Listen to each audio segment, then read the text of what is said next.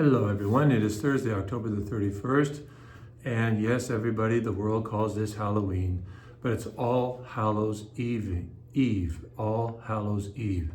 Try to say that over and over again, so it's not just about ghosts and goblins, although it's important to understand, the origin of Halloween, to realize that even that sort of fits into the whole true narrative of All Hallows Eve. Tomorrow, of course, being the Solemnity of All Saints, and then All Souls Day. So Ephesians chapter 6, be strong in the Lord and in the strength of his power, not your power, but his power. Put on the whole armor of God, so that you may be able to stand against the wiles of the devil. This is really important here. For our struggle is not against enemies of blood and flesh. We often think that's all we're dealing with is the powers of this world and so on. But he goes on to say, but against the rulers, against the authorities, against the cosmic powers of this present darkness, against the spiritual forces of evil in the heavenly places. Therefore, take up the whole armor of God, so that you may be able to withstand that evil day, and having done everything to stand firm against who? Against the evil one, against Satan and his demons, his legions.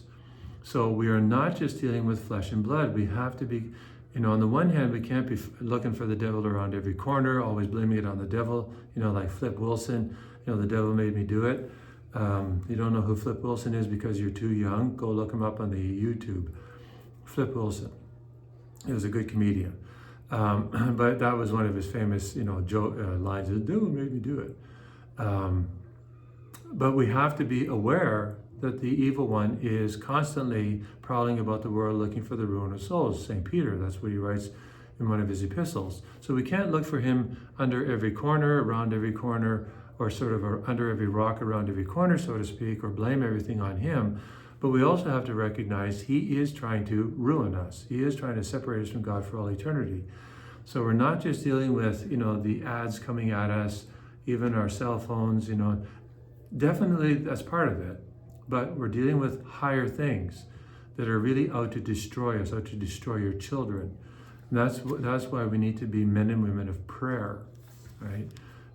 Using all the supernatural arsenal that is made available to us by the church in terms of the sacraments, devotions, holy water, scapulars, rosary, and so on. We have an arsenal made available to us as Catholics, and we need to use as many of those things, sacraments first and foremost, and then the devotions, like the rosary is the most important sacramental, holy water, and so on. Okay, over to the gospel. Some Pharisees came and said to Jesus, "Get away from here, for Herod wants to kill you." Jesus said to the Pharisees, "Go and tell that fox for me, listen, I am casting out demons and performing cures today and tomorrow, and on the third day I finish my work. Yet today, tomorrow, and the next day I must be on my way, because it is impossible for a prophet to be killed outside of Jerusalem." And then he goes on, "Jerusalem, Jerusalem, you that kill the prophets," and so on.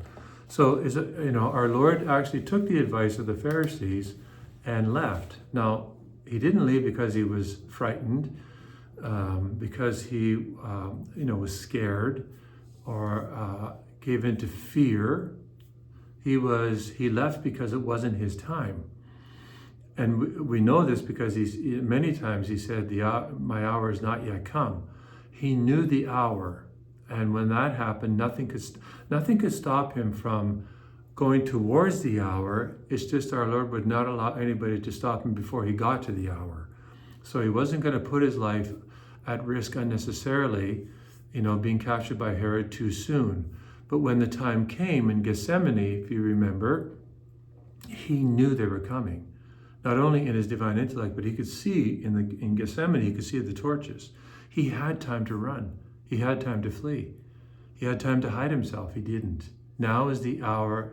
Now is your hour in the power of darkness. He let himself. He permitted them to lay hands on him. So Jesus, how is this? For you and me, relate to you and me. We have to do everything we can to cooperate with God's will. There are times when we're going to make mistakes, commit sins, do stupid things, and get ourselves in danger. Hopefully, God willing, those are things we can recover from. But if through no fault of our own, we find ourselves in these situations that we're captured or we're persecuted because we stood up for what's right, we have to trust that God will take care of us. I don't mean that everything's going to be hunky-dory, but that He will take care of us. He will strengthen us through these situations. He has foreseen these things, and if we stand up for Him, He will always stand up for us. He will strengthen us, and He will encourage us to be even more faithful to Him, because what awaits us is far greater than anything we will have to give up here in this world. God bless you.